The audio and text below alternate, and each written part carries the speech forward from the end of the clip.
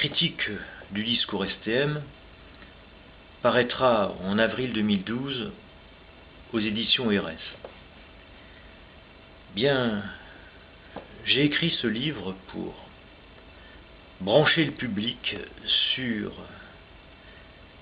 les désordres qui échouent à faire société, pour en pointer les causes et dévoiler l'empire d'une forme qui s'impose à tous sur le mode scientifique, technique et marchand, dont le sigle STM reprend les initiales. Il faut quand même reconnaître que jamais un débat démocratique au public n'a eu lieu pour légitimer une telle hégémonie, d'où le sous-titre de mon livre « De quoi la servitude formelle est-elle le nom ?» C'est peut-être l'originalité de mon approche, du moins je l'espère, d'être passé de la notion de servitude volontaire, titre d'un livre écrit par la Boétie en 1549, à ce que j'appelle la servitude formelle, qui désigne le chèque en blanc de toute invention scientifique, de toute découverte à caractère technique, financier ou marchand, et qui, au fond,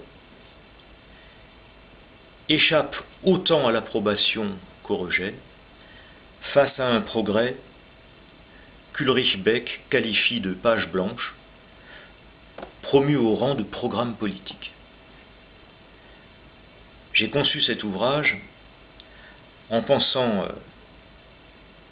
à ces gens qui se déclarent indignés, mais aussi à un nombre croissant de patients qui ne savent plus comment s'y prendre pour lutter contre le sentiment d'être méprisés pour leur intelligence, dès lors que celle-ci entre en contradiction avec les critères bureaucratiques et idéologiques présidant à leur évaluation. J'ai également été attentif au discours formaté des médias qui finit par produire une servitude conforme au discours qui la détermine. Force est de constater que le réel, travaillé par une structure dissimulée sous ce discours STM, reflète une société servile qui repose pour l'essentiel sur un mythe, le mythe de la croissance, mais aussi sur l'art du mensonge et du faux-semblant, bref, sur une tyrannie de la norme et de la forme qui n'humanise pas plus le monde qu'il ne le déshumanise. Il faut bien, de temps à autre, oser un bilan. Eh bien, après un peu plus de 2 siècles d'une pensée qui se portait fort d'installer l'opulence pour tous, le néolibéralisme, aujourd'hui en faillite, entretient sans relâche le mythe d'une croissance indéfinie, alors que partout les dettes explosent, que le discours STM ne peut endiguer la misère qui s'accroît sur fond d'austérité, que la mondialisation des échanges se révèle impuissante à nourrir les populations quand elle ne les affame pas sur fond de spéculation boursière, mettant ainsi l'esprit même de la démocratie à genoux. La spéculation généralisée, les équations financières improbables, le nucléaire civil et militaire, le génie génétique, les nanotechnologies, etc., etc., aboutissent non seulement à l'explosion des inégalités, à la pollution planétaire de l'air, de l'eau et des aliments, mais aussi au dépérissement des plantes, des animaux et des humains, car il semblerait que l'humain ait été défini un peu trop près de la pensée,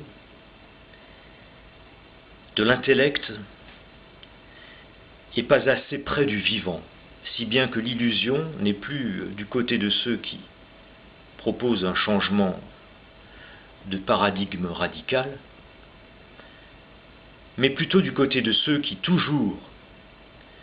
fuient en avant pour n'avoir jamais à l'envisager. Supposant un sujet dont le discours STM cherche inlassablement à se débarrasser, c'est le rôle de la psychanalyse de ne pas céder sur l'éthique, qui soulève également la question des limites, et de débusquer les illusions, chacun ayant à répondre de la responsabilité de son inconscient,